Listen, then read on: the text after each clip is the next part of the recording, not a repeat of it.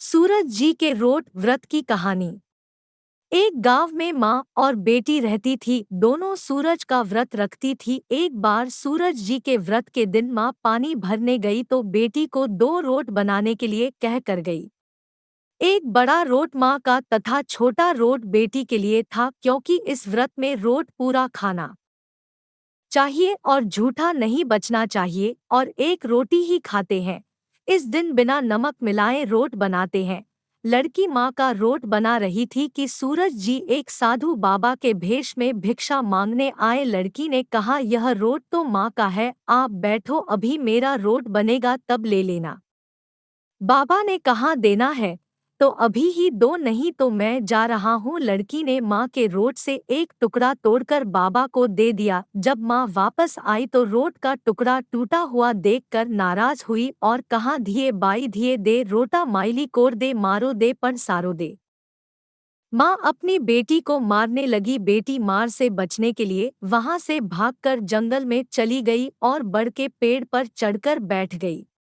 सूरज भगवान ने सोचा कि इसको मेरी वजह से घर से निकलना पड़ा तो इसकी रक्षा भी मुझे ही करनी है। सूरज भगवान रोज चूरमे का एक लड्डू और पानी का लोटा उस लड़की के पास भेज देते थे। लड़की मजे से खाकर वहां ही बैठी रहती।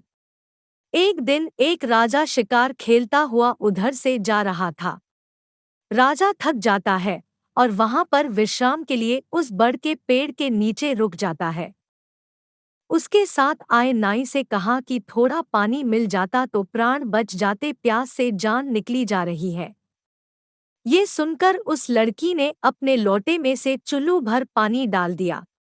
राजा ने फिर कहा कि आधी जान तो बच गई, यदि थोड़ा पानी और मिल जाता तो आधी जान और बच जाती। यह सुनकर लड़की ने चुल्लू भर पानी और डाल दिया। राजा को बताया कि राजा जी, तुम रानी लेकर आए हो या जाटनी लाए हो?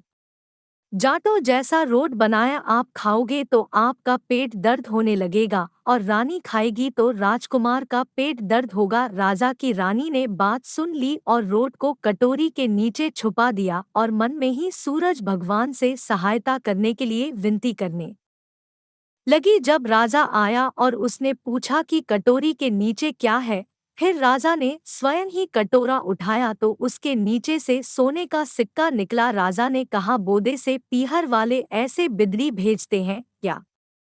कुछ दिनों बाद रानी एक दिन खिड़की से बाहर की तरफ देख रही थी तो उसने देखा कि उसकी माँ झाजले बेच रही है। उसने अपनी माँ को वहां बुला लिया। इतने नौकर चाकरों में वह भी पड़ी रहेगी और किसी को पता नहीं लगेगा कि उसकी माँ है। यह सोचकर उसने अपनी माँ को बुलाया, लेकिन वह आते ही फिर वही बात दोहराने लगी, धिये माई धिये दे, रोटी माइली कोर, म्हारो दे पण सारो दे।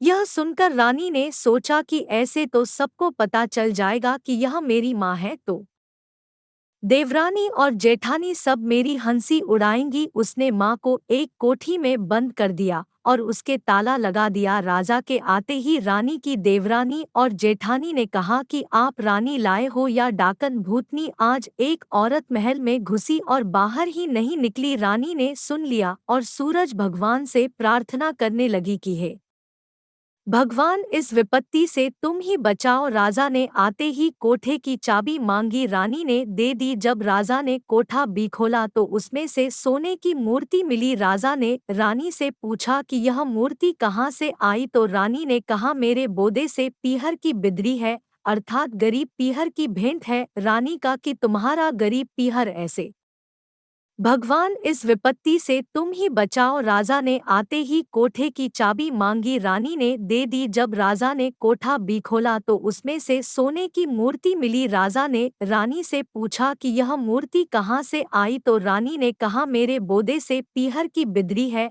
अर्थात गरीब पीहर की भेंट है। रानी का कि तुम्हारा गरीब पीहर ऐसे की भेंट है। रानी का कि तुम्हारा गरीब पीहर ऐसे कीमती भेंट भेज देते हैं, हमें तो नहीं बुलाते, मुझे मेरा ससुराल देखना है। रानी ने फिर सूर्य भगवान से प्रार्थना की तो भगवान सूर्य ने कहा, बाई, मैं राजा को 1.15 का ससुराल दिखा दूंगा, इसके बाद मुझे मेरी नगरी में उजाला करने जाना है।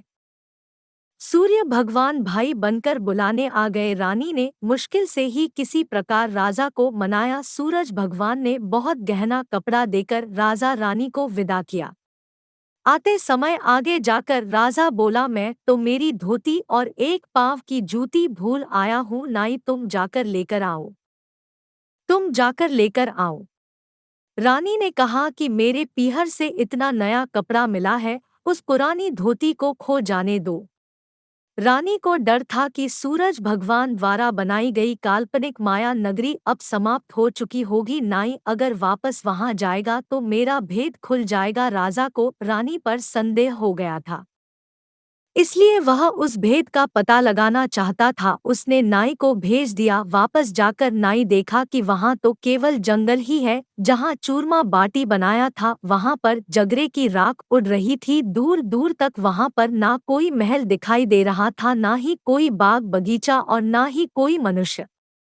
केवल एक बड़े पेड़ पर धोती सूख रही थी और पेड़ के नीचे जूती पड़ी थी। नाई ने जल्दी से उन्हें उठाया और वहां से भागा और राजा को आकर सब बताया। राजा ने तलवार निकाली और रानी की गर्दन पर रख दी और पूछा, सच सच बताओ बात क्या है। रानी ने सब कुछ सच बता दिया। इस करने वाली लड़कियां किसी भी रविवार को सूरज जी के रोट का व्रत कर सकती है।